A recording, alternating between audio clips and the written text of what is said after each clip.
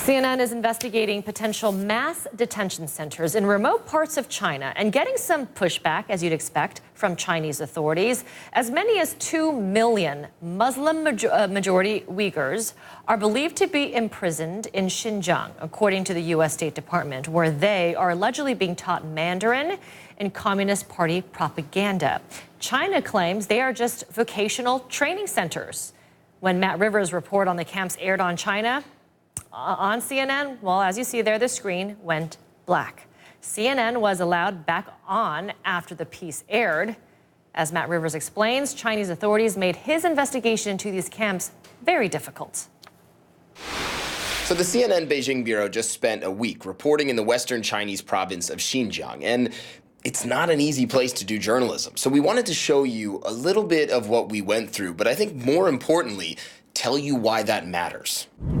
Xinjiang is the province where the U.S. says China has detained up to 2 million people, nearly all Muslims, in camps over the last few years. Activists say Beijing has done that to try and eliminate Islam within its borders, and ex-detainees have told CNN they were tortured inside while undergoing political indoctrination. China denies that and says these camps aren't prisons, but voluntary vocational training centers that are being used to not eliminate Islam, only Islamic extremism. Now, China's government says that Xinjiang is wide open for us to freely report there. Maybe in theory, but in reality, that's just not true. For example, upon landing there, our welcome gift was a government tail. We've already been followed by 3 or 4 guys, including one of them who I've seen follow us from the second we got out of the baggage area. That would be this man. He and at least a dozen others followed us every single hour of our 6-day trip, never more than 20 feet away. In the car, in the train station, in the hotel, in the room next to mine. So it's a bit of an odd feeling to be in your hotel room at 1 in the morning and knowing that on the other side of this connecting door, which leads to the room next door to mine, there's at least 3, 4 of the guys who have been following us around over the past couple days. It felt like intimidation tactics. They wanted us to know that we were being followed. And then, of course, there were the uniformed cops that showed up at odd hours. We should check your passport and visa. It's almost 1 a.m. Yes. Also, I know, but I was sleeping. It just seems unnecessary. I'm sorry to bother you. Okay. Sorry. Okay. So, this is what happens when you do journalism in Xinjiang. I've lived here for nearly 4 years, and I've watched as things have gotten tougher and tougher for foreign journalists on all types of different stories. Xinjiang is probably just the most extreme example. But beyond just being followed, there were the more obvious attempts to try and make sure that we saw nothing they didn't want us to. For example, a highway we were on was closed for hours due to an accident nowhere to be seen.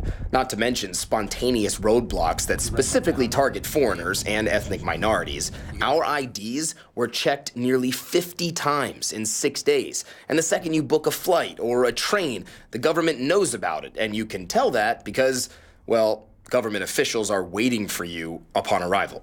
They clearly knew we were coming. They met us at the airport. They're checking our visas. They're telling us they want to accompany us for our own safety. But really, this is just stalling tactics. They know it, we know it, and yet this is the game we have to play.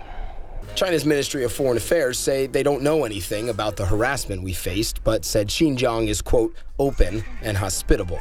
The constant tails, the constant harassment, the constant delays, they're more than just inconvenient. They are specific tactics China's government has employed for a long time to prevent journalists from doing their jobs.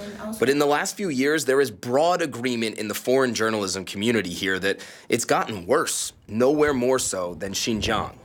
The end result is that it's nearly impossible to freely report on the hundreds of thousands of people that are likely languishing in camps right now. And that means that the rest of the world can't really see what's going on there.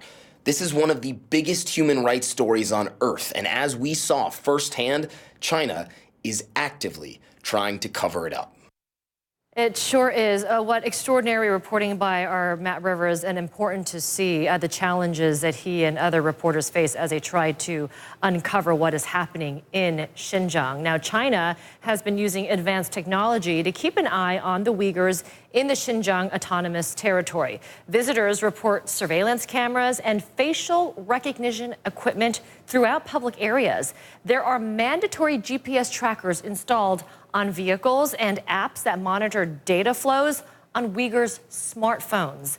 They are even collecting DNA samples from all residents between 12 and 65 years old. Just stunning, isn't it? If you want to learn more about the story, just go to our website and follow Matt Rivers' exclusive reporting on Xinjiang and the Uyghurs. That's all on CNN.com. Powerful stuff there.